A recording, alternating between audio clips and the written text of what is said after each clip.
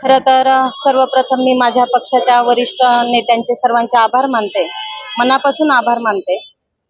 त्यांनी माझ्यावर जो विश्वास दाखवला, तो विश्वास मी नम्रपणे आणि सार्थपणे अगदी मजबूतरित्या आणि सक्षम पार पाडेल.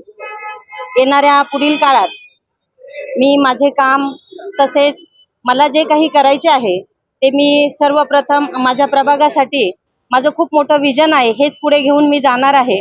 माझे पती गणेशजी गीते यांना माझ्या प्रभागातील सर्वच नागरिकांनी, सर्वच नाशिककरांनी नेहमीच साथ दिली आहे आणि ही साथ माझे प्रभागातील नागरिक यांनी मला द्यावी अशी मी त्यांना नम्र विनंती करते. आणि खरंच हा आज आनंदाचा क्षण मी आज अनुभवते आहे. भगवद्गीतेत श्रीकृष्ण म्हणतात, कर्मण्येवाधिकारस्ते मा फलेषु कदाचन. या श्लोकाप्रमाणेच मी माझं काम करेल आणि माझ्या कामावर माझा विश्वास आहे आणि माझं कार्य मी नक्की छान पार पाडेल. धन्यवाद. जय हिंद, जय महाराष्ट्र.